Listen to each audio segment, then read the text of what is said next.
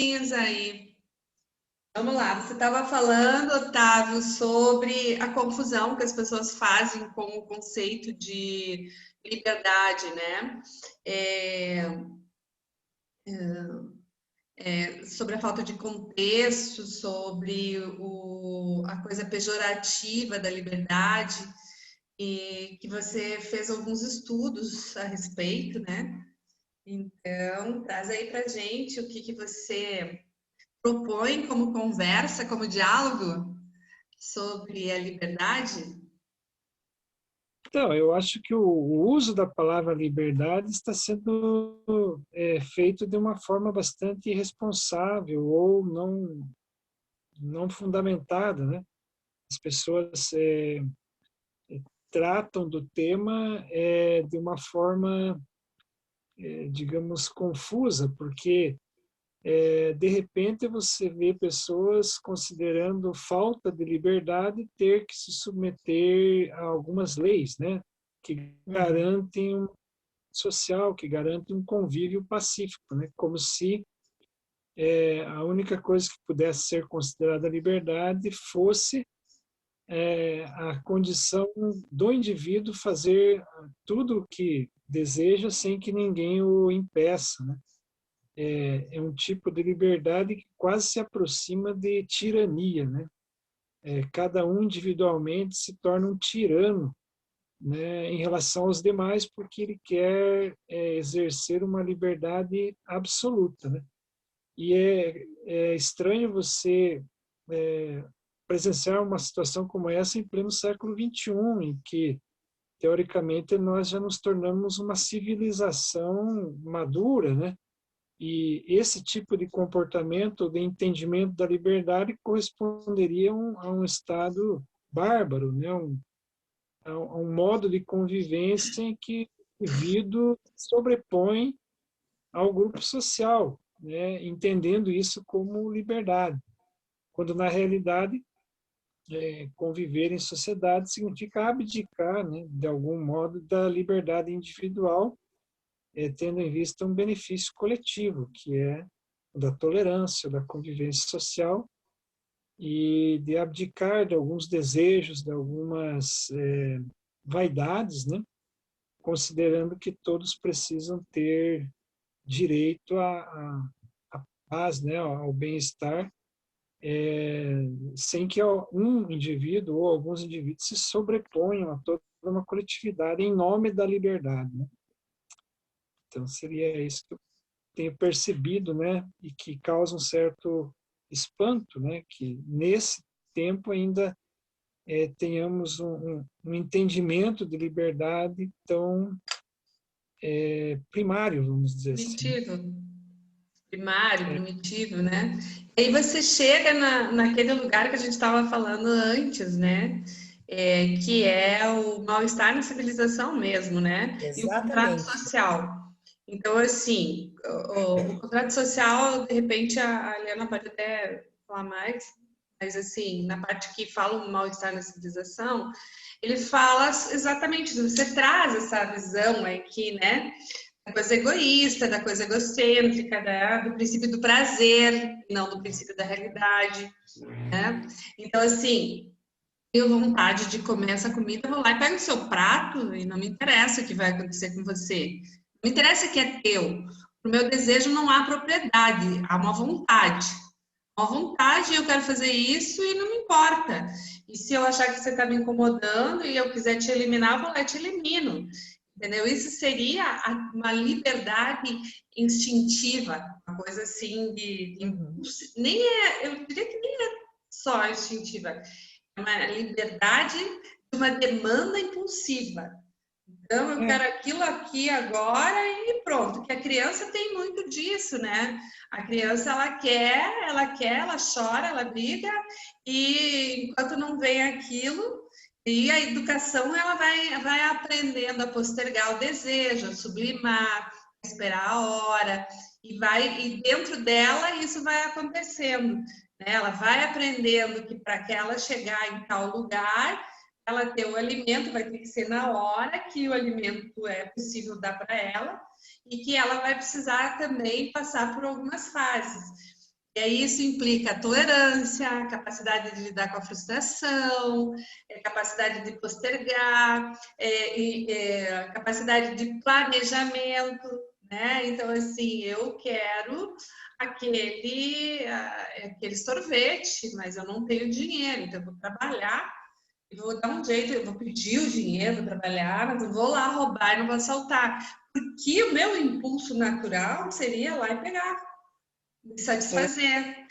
E assim, o que me faz controlar isso que é interessante, porque quando você fala dessa coisa mais madura, né, de entender a liberdade como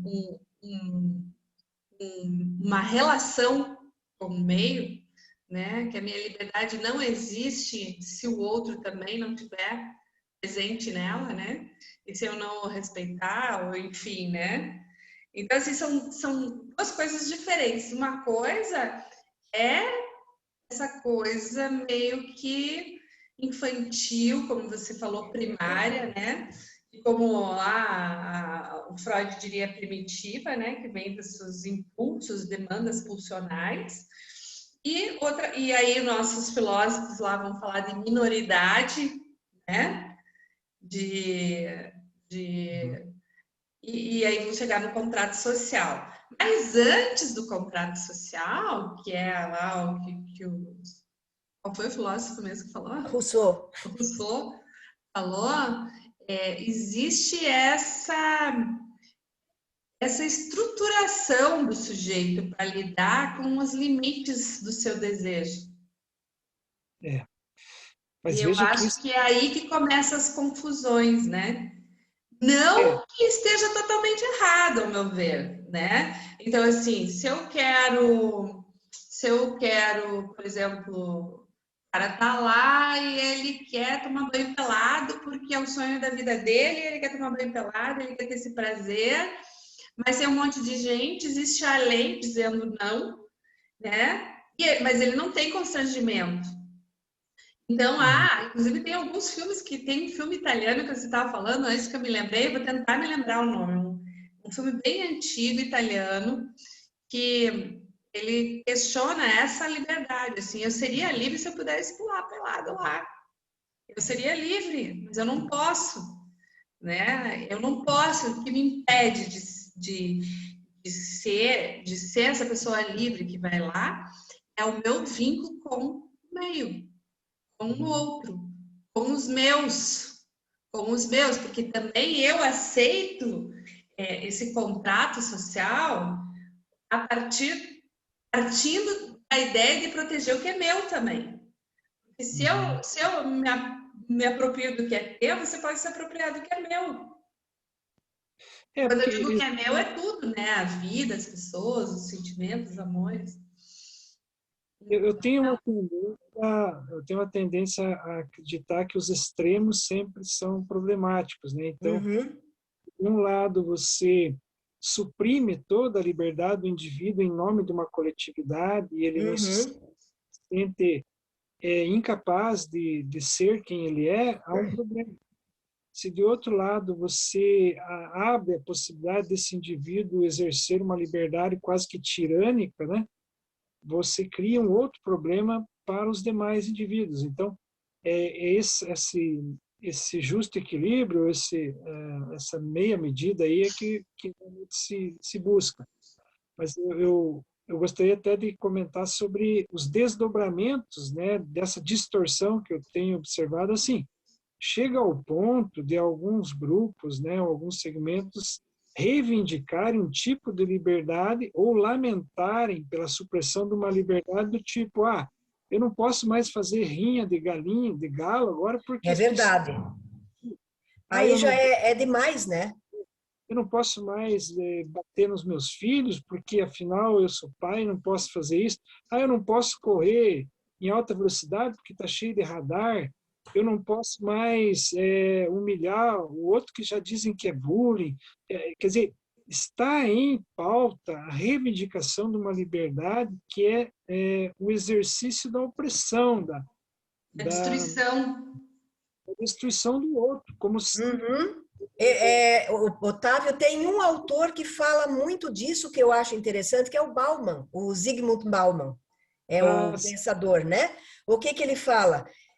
Que está ficando tão individualista a nossa sociedade que cada um só pensa no seu e no que ele vai apresentar, que é uma máscara, não é nem o que ele é de verdade, mas o que ele quer parecer. Ele fabrica vamos dizer, um avatar e coloca ali como se fosse ele. E as relações estão ficando tão fracas que ele faz aquele termo que é o mundo líquido, né? Que está tudo se liquefazendo, as coisas são líquidas. Então, hoje eu sou seu amigo, mas amanhã você me desagrada, eu cancelo, tiro você ali, você está fora da minha rede social. Aí eu pego outras pessoas que ainda consigo enganar legal, que eles vão ficar me bajulando e fico amiga daqueles ali, né? Então, as relações estão muito líquidas, né? Ele até fala que é um mundo líquido, que a gente não tem mais solidez. Ele fala, inclusive, o fim das metanarrativas, né? Então, a gente se desprende do que a gente tinha como sólido, que tinha antigamente as religiões, depois alguns sistemas filosóficos ou políticos, e a gente foi se desprendendo de tudo, e hoje o que a gente tem, na verdade, de sólido, né? Então, cada um faz o que quer. Já que não existe base nenhuma, eu acho que não justifica, porque o ser humano deveria desenvolver a sua própria ética, não deveria estar dependendo de alguém impor para ele isso, né? Mas aí você vê que o Freud tinha razão, que tem que impor alguma coisa, porque senão o homem é incapaz de viver em sociedade. Pois É o homem lobo do homem mesmo, né? Que nem o Hobbes fala, né? O Kant também, como um racionalista, ele defende essa ideia de que o princípio universal, né, a ideia de uma referência interna que guiasse os indivíduos sem ele necessitar dos mecanismos externos, né? Só que isso pressupõe um nível de civilização, de racionalidade Exatamente. muito elevado, né? Coisa que nós não temos. Então, está longe disso, né? Muito longe. claro, a gente sabe que quanto mais leis é porque menos consciência existe. Quanto mais consciência, menos necessidade de leis. Quer dizer, Exatamente. A lei ela vem porque existe uma propensão, existe uma naturalidade em fingir aquilo, em fazer aquilo. Então a lei ela vem contra o natural. Exato. Né? É uma coisa bem polêmica, assim, né? Mas que existe, o ser humano tem essa impulsividade, e assim como ele tem uma impulsividade para a vida, ele tem para a destruição também. Tem para a morte às também. vezes ele busca a vida destruindo. É uma coisa análoga, né? É uma coisa contraditória, digamos assim. Ele destrói até a si mesmo, né, Alba? Se ele tem vontade de sair correndo, batendo poste, vamos dizer que ele está muito alegre e quer fazer isso, mas ele mata ele mesmo. Quer dizer, às vezes a lei existe até para proteger a pessoa de si mesma. Por isso que tem um acordo do contrato social. Exatamente. Por isso que existe esse acordo. E o que você está trazendo, o que o Otávio trouxe, que vocês trouxeram agora, que você trouxe também, Eliana, que você citou o Bauman, é que está existindo um movimento contra isso que é o que protege a vida. Exatamente. Cada eu um não é posso livre mais para nada. E aí, politicamente, se a política se apoderou disso, como a religião se apoderou da culpa, do medo, a política se apoderou disso. Então, assim, tudo o que o politicamente correto é o hipócrita mentiroso. Ele nega que ele quer dinheiro, ele nega que ele quer passar perna, ele nega que ele quer ele nega a sua natureza pulsional. No fundo, eles estão falando isso, né? E não é uma negação, é um acordo, é um pacto social para que eu possa viver e os meus possam viver e os teus possam viver. Então a gente faz esse acordo. Ele não se destrói mutuamente. E você fica de olho em mim, porque eu também posso me destruir. É É, verdade. tanto É que daí verdade. tem lá que o suicídio é uma doença, que tem que ser tratada, a religião dizia que era pecado, e um monte de coisas, porque eu também deveria ter liberdade de tirar minha vida, Sim. entendeu? Mas eu tenho esse acordo social, e esse acordo social, ele parece extremamente racional, mas assim, se a gente for pensar, ele está a serviço da nossa natureza mais instintual, que é a proteção da vida. Viver, Exatamente. reproduzir, viver e viver. Então, eu aceito também esse pacto social, porque eu tenho, antes desse impulso que me faz querer comer doce, que me faz querer fazer sexo, que me faz querer ter coisas e tudo mais, antes disso, eu tenho uma natureza instintiva que é pela vida, pela Uhum, reprodução e pela vida.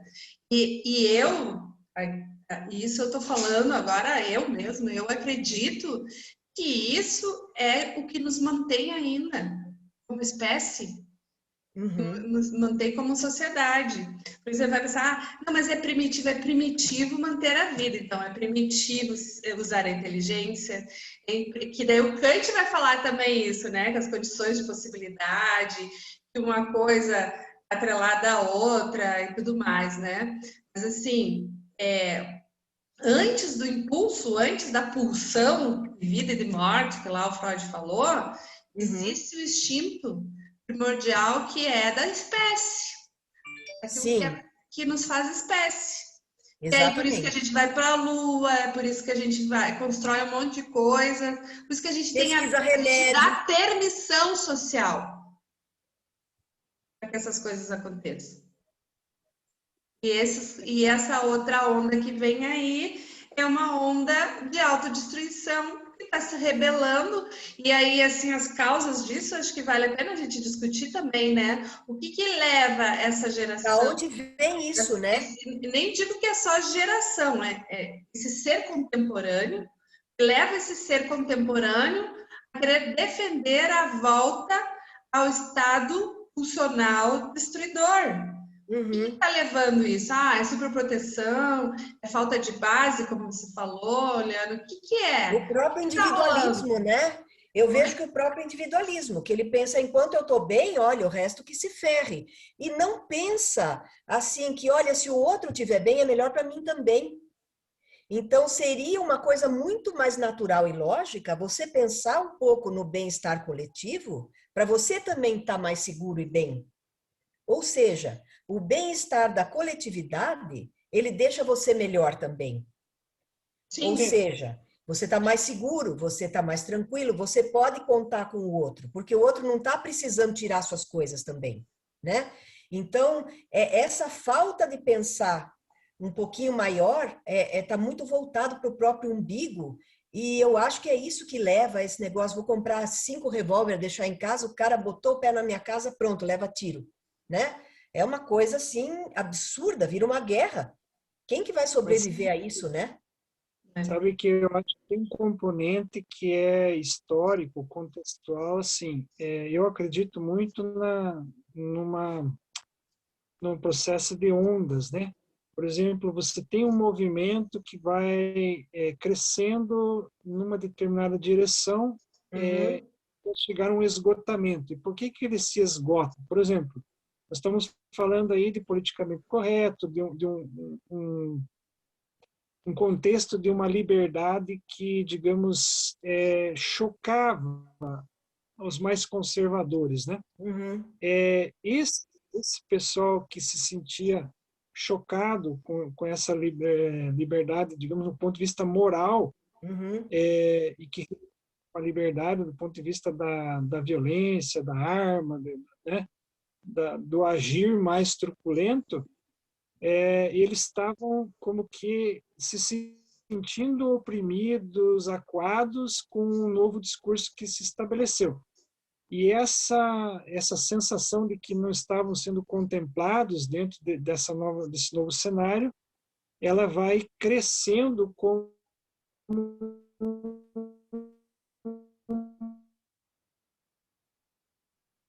uma revolta, como uma espécie de reacionário, né?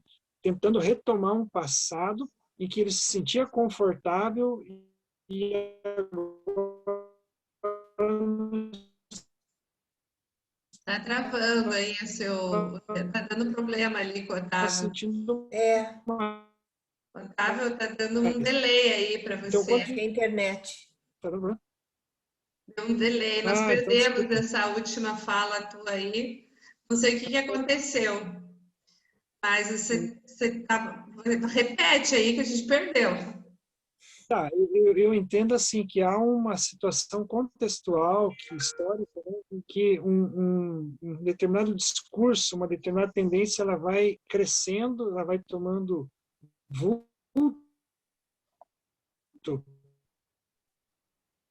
e ela vai oprimindo, vai se fortalecendo. Aí chega um momento em que ela está tão pressionada, tão, digamos, retraída, que ela quer voltar a se estabelecer, uma espécie de esgotamento, né? Cresce o poder de reação, né? Por isso que os reacionários entram em cena quando eles chegaram num extremo de tolerar, digamos, um novo discurso, ao ponto de haver um grande número de elementos que não mais aceitam e começa a crescer aquilo e suprimir o outro. Então, eu diria assim, em forma de ondas, né? Da mesma forma que acontece na literatura, na moda, Eu acho que surge um sim. movimento. É ação e reação, né? É como se fosse assim, uma subida e um declínio, né? Um movimento cresce até no seu auge, depois ele cai em esgotamento. Vamos pensar em esquerda e direita, assim, em nível mundial, né? Não em nível nacional, mas a esquerda teve um período, né, de se estabelecer e tal, e aí ela vai declinando força, vai perdendo força e vai surgindo um novo discurso. E eu olho isso historicamente, a partir da monarquia, né, o período imperial ali. Aí você tem a república, que é um período repressivo, poder estabelecendo a república. Aí vem a política do café com leite, que dá uma arrefecida nos ânimos, né? Aí vem a era Getúlio Vargas, que baixa o porrete de novo. E aí você tem uma situação que vai se esgotando e entra o regime militar de novo. Aí você tem a redemocratização, que chega a um esgotamento e vem um novo período de uma tentativa, né, de repressão, Dá a impressão que se desgasta, né? Um discurso e daí vem outro. É um fenômeno, digamos assim, histórico que ocorre, né, de tempos em tempos, às vezes 40 anos, 30 anos, sempre há um esgotamento de um modelo para um surgimento de um novo modelo. Então, esse é um elemento que me parece, assim, razoável, né? Não sei. Podem Você dizer está agora. falando de uma coisa fenomenológica, né, Otávio? Em ondas, né? Um fenômeno que vai... os movimentos vão se alternando em ondas. O que eu acho é que, assim, quando as coisas cíclico, são né? muito Não chega a ser polarizadas, elas cíclico. tendem a fazer isso, né? Oi? Quando as coisas são muito polarizadas, elas tendem a ir para um lado e para o outro. O que ideal seria um equilíbrio, e não ir nem tanto para um lado nem para o outro, né? Atingir um patamar mais equilibrado, não assim tão polarizado, né? Você me lembrou um detalhe que me chama muita atenção, assim, que eu costumo dizer que a extrema esquerda e a extrema direita são muito parecidas. São, porque eu concordo. Elas têm visões extremas. Perfeito, também concordo. Elas usam os mesmos meios, né? E tem a mesma irracionalidade também, né? Exatamente.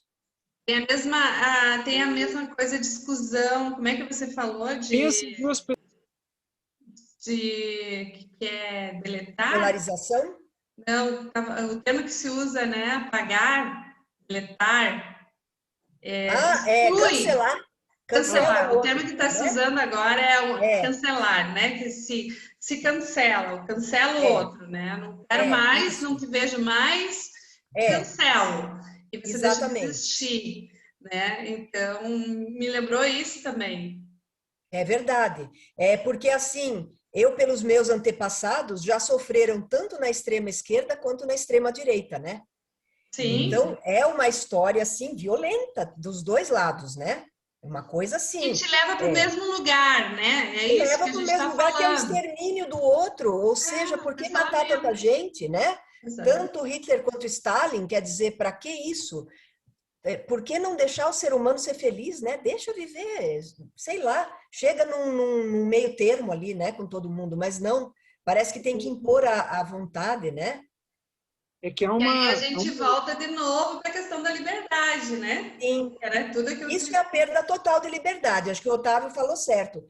Esses regimes extremos, eles tiram a liberdade de todo mundo, né? Você não pode mais ser quem você é. Você não pode Mas nem é falar uma o que você pensa. fantasia de uma mente, vamos dizer assim, de uma mente infantil, né? Porque assim, eles são adultos, né, em vários quesitos, tanto que são formados em várias áreas. Você citou o Hitler, na hora que o Hitler fez, gente, tomou conta do país e quase tomou conta do mundo. Mas assim, é uma fantasia. Então a gente volta lá para o início que a gente estava conversando, né? Aham. Eu quero usar a minha demanda, eu quero Uhum. poder ser livre, eu quero poder. Então, eu tenho dois caminhos. Ou eu faço esse pacto social e acordo, ou eu domino o outro e ele fica submetido a mim, ao meu desejo, à minha vontade. É. E Por aí que eu que teve faço um tanta meio escravidão, pacto, né, na história, eu né? faço um meio pacto. Eu faço um pacto com os iguais que eu acho que vai me garantir a força que eu preciso para sobreviver Sim, e ao exatamente. mesmo tempo eu satisfaço. Daí o Otávio falou, né? É a racionalidade dos polos, né? Os Uhum. polos, então, tanto da lei que vem e massacra, como aquela lei, como um impulso que vem e destrói, são dois polos Aham. diferentes também. Essa polaridade Exatamente. se repete no comportamento social, entendeu? Sim, A sim. polaridade entre a lei que me diz, não, você não pode matar, não matarás, não roubarás, não... Nananana, faz uma Uhum. constituição, faz um monte de coisa que garante que eu não posso fazer certas coisas, e mesmo assim vai sempre ter quem faça e vai ficar sujeito à lei, e o meu Uhum. impulso lá, que é a dominação. Então, agora vocês falando, me veio bem claro isso, sabe? Tipo assim, eu faço um meio pacto social. Eu vou Uhum. lá, me junto com os que pensam comigo, entre nós a gente faz um pacto, e não, mas até por aí, porque tu vê que os extremos também, eles se destroem também. Sim. Quando É estão isso que eu digo, eles em vão aí potencial de brigam as destruição, pessoas e não fica depois só eles para se o outro. apertam as mãos, né? Oi?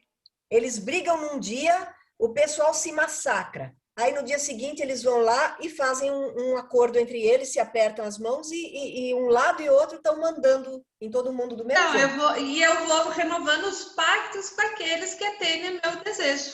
Uhum. E o outro eu vou cancelando, eu vou Isso, cancelando, literalmente cancela tudo. cancelando. E tem a ver muito com isso, tem a ver muito com a maturidade mesmo, maturidade emocional, Uhum. social, cultural, um monte de outras coisas assim. E eu vejo essa coisa da onda que você falou, e ó, tem mais 10 minutos. Não, outro date que apareceu aqui. É, essa coisa da onda, eu vejo com muita preocupação isso, muita tristeza, é uma coisa que me entristece muito, porque eu vejo que isso é uma grande verdade. A humanidade tem essa coisa, esse movimento de Uhum. subir, descer. Uhum. A gente vai. Tem vários escritores que falaram sobre isso, o próprio Harari ali, né? O Yuval Harari traz Aham. ali naqueles livros que ele fala sobre isso, né? Sim, Inclusive a natureza tem esses ciclos de ida e volta, né? tem, Destruição e tem. construção, destruição e construção. Então, assim, a gente está todo interligado, né, com esse ciclo natural, com o ciclo de autodefesa, com o ciclo de construção, com o ciclo de desconstrução. Agora se fala em disruptura, né? Temos Uhum. o presidente da disruptura aí, e isso é uma coisa que me entristece, porque eu penso assim, bom, eu já me vi muito primitiva, assim, preconceituosa, julgadora, num passado bem distante, né? Felizmente bem distante. E eu amadureci, aprendi, entendi, aumentei a minha visão de mundo, a minha visão sobre mim, os meus valores se flexibilizaram. Então, um monte de coisas, prejuízos, né? Fui trabalhando, ainda trabalho, e é sempre um trabalho muito grande que a gente tem que fazer. E aí, sim, muito feliz, né, nessa caminhada de construção, achando que o meu entorno estava também nessa caminhada. E daí eu penso assim, algumas pessoas do meu entorno estavam, mas assim, muitas outras pessoas não estavam. Né? Então, assim, é como se... Quando o Lúcio fala da autogenia, né, de você tentar voltar e ajudar aquela pessoa que está num lugar mais denso, você pode até ir para lá, mas se você não tiver aquele nível autogênico, você não fica lá. E ela pode vir para você também, não vai ficar na tua vizinhança. E também não vai ela ficar. também não se sustenta lá. Ele Eu fala acho das que aí a gente né? entra bem na filosofia clínica. Acho que a filosofia clínica mostra bem isso, assim, sabe? E aí, né? Como a gente sabe, né? A gente até nem entra nessa questão, né, de construção e reconstrução na filosofia clínica. A gente entra lá na estrutura do pensamento, que vem das bases lá, das bases categoriais e tudo mais. Mas, assim, quando se começa a falar em autogenia, não duvido que tenha uma pessoa que vai escutar aquilo que não queira pensar, nossa, mas eu quero elevar meu nível autogênico, eu quero ir para um lugar melhor. O que eu tenho que fazer? Aí eu teria que olhar lá. Uma vez eu acho que eu vi, eu não quero até nem. Mas eu lembro do que o Lúcio falou alguma coisa, que normalmente as pessoas usam mais especificamente 2 ou 3 submodos, e que na estrutura de pensamento são 3 ou 4 que tem peso, né, na malha intelectiva. Então, assim, e que os que estão acima, bem acima, sei lá quem, Jesus Cristo, que ele fala, né? Eles usariam o peso das coisas estaria mais dividido entre os tópicos da estrutura do pensamento, e aí a pessoa seria mais leve, né? Não sei se eu estou certa nisso, mas é um entendimento que eu fiz, assim, em algumas palestras do Lúcio Pachter, né? Então, como? Então, isso é uma coisa que me entristece, porque, assim, eu fico pensando, nossa, eu caminhei sozinha, né? Eu tinha que ter ajudado mais gente, eu tinha que ter puxado mais pessoas, né? E aí você fica assim, sim, mas se eu voltar para ajudar, eu vou para a lama. Eu fico naquele lamaçal, né? E se eu sair, será que ele vai perder o contato com isso? E o que a gente viu agora? Que tem uma parte da sociedade que estava sem contato. Né? É verdade. Então, hoje eu vi uma brincadeira, um meme na internet que dizia assim, como é que é? Os fascistas... Então, agora descobrimos que os fascistas sempre estiveram aí. A única coisa que a gente não percebia é que eles eram assintomáticos. E eu assim, nossa, que forte, né? Eles eram assintomáticos porque eles não apareciam, não se mostrava, mas estava ali. Então, quando eu tenho um contato com um outro extremista, eu tenho que entender que eu estou tendo um contato comigo também. Entendeu? Existe algo que me escapa e que eu não participo, e que eu não fiz, e que eu não tenho acesso sobre o outro. É o limite que a minha vontade não alcança. E as redes sociais, elas são um elemento fundamental nesse contexto aí, porque antes das redes sociais, as pessoas, de um certo modo, não tocavam em assuntos que pudessem ser uma afronta, né, agressivos ao... Vamos citar o fascista, né? Ele pensava o que pensava, você falava alguma coisa e ele não rebatia. Em nome da boa convivência, você é a mesma coisa, né? Quando vieram as redes sociais que a pessoa passou a estar longe, né, fisicamente, aí as pessoas passaram a dizer aquilo que realmente pensam. Se agridem mesmo, né? É que nem no carro. Ele vai e xinga o outro porque acha que o outro nunca mais vai ver ele, né? E vai embora. parece que a rede social ela deu uma segurança para que as pessoas expressassem o que realmente pensam, né? E porque não há mais a inibição da presença do outro, né? Uhum. E tem uma outra coisa aí também, que é muito interessante, que é o tal do algoritmo, né? Que ele não só trabalha para juntar essas pessoas, né? Também. Como as pessoas o usam para aglutinar ideias, aglutinar pessoas que têm tendências a tal coisa, pessoas verdade. que pesquisam tal coisa. E aí a polarização eu consigo botar maior. elas num grupo e começo a alimentar, polariza. endossar, dar argumento, é um tal de copia e cola de argumento. Então, assim, a gente vê todo mundo argumentando sobre tudo, entendeu? Porque agora tem fonte. É verdade. Daqui 2 minutos e 59 vai cortar de novo. Bom, gente, acho que foi muito legal, né? Eu acho que sim. Podemos continuar. Você gravou tudo isso? Tá gravado aqui, daí depois eu vou ver como é que salva, como é que fica, ficou. Vou ver se dá para editar e a gente pode continuar. E podemos estudar daí sobre a liberdade, né? Acho que já sem planejamento, a gente andou por vários temas aí, né? É verdade. Então, se vocês querem indicar um texto ou vamos no texto do Freud lá do Mal-Estar de Civilização? Eu gosto muito